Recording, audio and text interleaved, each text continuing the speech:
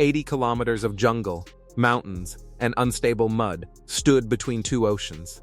Engineers said it could be done. 20,000 people died, proving how wrong that confidence was. Why the world needed this canal. Look at a map of the world and find the point where North and South America squeeze together into a thin strip of land, the Isthmus of Panama. For centuries, this narrow piece of earth was one of the most frustrating geographical facts in human history. On one side, the Atlantic. On the other, the Pacific. And between them, nothing but land. For any ship needing to move between the two oceans, the options were brutal. You could sail all the way around the southern tip of South America, Cape Horn, a voyage through some of the most violent storms on the planet, where ships were regularly wrecked and men regularly drowned. Or you could unload your cargo, haul it overland through jungle, reload it on the other side, and continue. Both options were slow, expensive, and dangerous. Both added weeks or months to every voyage. The economic incentive to cut through the isthmus was enormous. A canal would mean ships moving between the Atlantic and Pacific in days rather than weeks. It would reshape global trade routes, reduce shipping costs, and give whoever controlled the passage extraordinary strategic power. The question was not whether a canal should be built. The question was whether it could be. The French attempt. Confidence meeting reality. In the late 19th century, France made the first serious attempt. The driving force was Ferdinand de Lesseps, the man who had successfully overseen the construction of the Suez Canal in Egypt and was celebrated across Europe as a genius of engineering. If he could cut a canal through the Egyptian desert, surely Panama was simply the next great challenge. The fatal mistake was assuming Panama was anything like Egypt. Suez was flat desert. Panama was something else entirely. Dense tropical jungle, covering terrain that rose and fell unpredictably. Rivers that during dry season were manageable, and during rainy season became raging, destructive forces that could completely alter the landscape overnight. Constant landslides triggered by the rains that turned unstable slopes into moving walls of earth and rock. And beneath the jungle canopy, invisible and far more deadly than any engineering problem, disease. Yellow fever and malaria killed the French workforce at a rate that defied the project's ability to replace the dead with new laborers. Workers arrived from Europe and the Caribbean, many of them dead within weeks of arriving. The mortality rate was so catastrophic that for a period the project's local hospital was reportedly storing bodies under beds because the wards were full. The scale of death was deliberately obscured from investors and the public back in France, because the truth would have ended financing immediately. De Lesseps compounded the medical catastrophe with an engineering one. He insisted on building a sea-level canal, the same approach that had worked in Suez, despite the fact that Panama's geography made this approach almost impossible. To dig a canal at sea level through Panama meant excavating down through an entire mountain ridge to sea level on both sides. As teams dug, the rains came, the slopes moved, and the excavated material simply returned. They were digging into the earth, and the earth was filling itself back in. Costs exploded.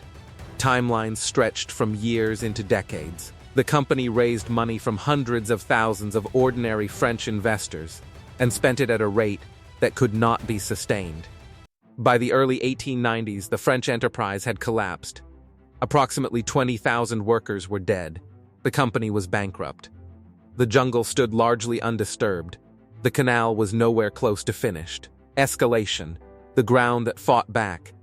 The most visceral symbol of the battle between humans and the Panamanian landscape was a single stretch of excavation that would later be named the Culebra Cut, also known as the Gaillard Cut. This was the point where the canal route crossed a ridge of hills at the center of the isthmus. There was no way around it. The ridge had to be cut through directly. The work at Culebra was continuous and punishing. Thousands of workers using explosives, mechanical shovels, and steam excavators blasted and dug into the hillside day after day. The material removed was loaded onto trains, the construction's circulation system, and carried away in an endless procession. At peak operation, the trains ran non-stop, removing millions of cubic meters of rock and earth. But the hillsides would not stay cut. The same rains that made Panama so brutally difficult for disease also made the slopes unstable. As workers excavated the sides of the cut, the weight and saturation of the soil above would shift, and without warning the hillside would come down. Entire sections of cleared excavation buried overnight. Equipment destroyed. Men killed. The workers would return the next morning and begin again. Dig, clear, watch the mountain come back, day after day, month after month. It was a war of attrition against terrain that had no intention of cooperating. Insight, the decision that changed everything. When the United States took over the project at the beginning of the 20th century, it inherited a catastrophic situation. A half-dug canal, a bankrupt predecessor, a graveyard of previous ambition, and a landscape that had defeated every attempt to tame it. American interest was not purely commercial. Control of a canal connecting the Atlantic and Pacific was a matter of naval strategy and global influence. The United States needed this canal to work. Two decisions transformed the project from impossible to achievable. The first was medical. American engineers launched a systematic campaign against the mosquitoes responsible for yellow fever and malaria, draining standing water, spraying with oil, installing screens, providing nets, and enforcing sanitation standards across the entire construction zone. What sounds straightforward today was genuinely revolutionary in its scale and discipline at the time. The disease rate dropped dramatically. Workers stopped dying at catastrophic rates. For the first time, a large sustained workforce could be maintained in Panama without being decimated within weeks of arrival. The second decision was the one that broke the engineering deadlock. The Americans abandoned the sea-level canal concept entirely. Instead, they designed a canal with locks, a system that would lift ships up to an artificial lake created by damming the Chagres River, carry them across the elevated central section through the lake itself, and then lower them back down the other side. The Chagres River, which had been the French project's nightmare, unpredictable, flooding, destructive, was turned into the canal's central asset. The dam that controlled it created Lake Gatun, one of the largest artificial lakes in the world at the time of its creation, and the lake became a navigable section of the canal itself. The lock system was an engineering marvel of its own. Each lock chamber was large enough to hold ships hundreds of meters long. Water entered and left the chambers by gravity alone, no pumps. Ships were raised 26 meters from sea level to the lake on one side and lowered back down on the other. To keep vessels centered in the narrow chambers, electric locomotives running on rails alongside guided the ships with cables, a system precise enough to handle vessels with almost no clearance on either side. What it cost and what it changed. The Panama Canal opened in 1914.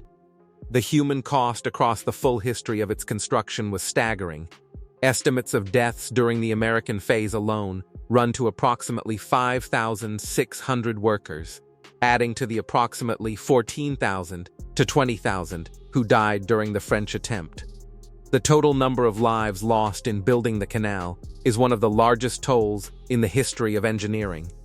What those lives purchased was a transformation of global trade that is difficult to fully comprehend from the present day. Routes between the east and west coasts of the Americas shortened by thousands of miles. Goods flowing between Asia and the Atlantic found a direct passage that had not existed before. Shipping costs fell. Supply chains reorganized around the new reality. The canal did not just shorten routes. It restructured the economics of global commerce around a single corridor through a strip of Panamanian jungle. The canal has continued to evolve. In 2016, a major expansion completed a new set of locks capable of accommodating the far larger container ships that modern trade depends on. Vessels too wide for the original locks, now called Neo-Panamax ships. The expansion cost approximately $5 billion and effectively rebuilt a parallel canal alongside the original.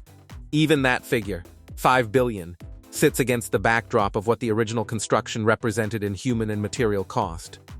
Today, a ship entering from the Atlantic is lifted through the locks, crosses Lake Gatun, navigates the Calibra Cut where men once fought a losing battle against sliding hillsides for years, descends through the Pacific locks, and reaches open ocean. The entire passage takes between 8 and 12 hours. For world trade, it represents days saved on every voyage. For the people who built it, it represented something harder to calculate, a decision that nature could be reorganized if the human cost was accepted. The Panama Canal is an artificial wound cut through the earth. It is also one of the most consequential decisions humans have ever made about geography. Two oceans that nature kept separated, joined by a choice. And that choice, every day, decides who arrives first. 20,000 deaths. A French bankruptcy. Landslides that buried months of work overnight. Diseases that killed faster than workers could be replaced. And at the end of it, a canal that reshaped the planet. Drop a comment telling us which part of this construction you think was the most impossible. Check the end screen for more engineering stories sitting there waiting.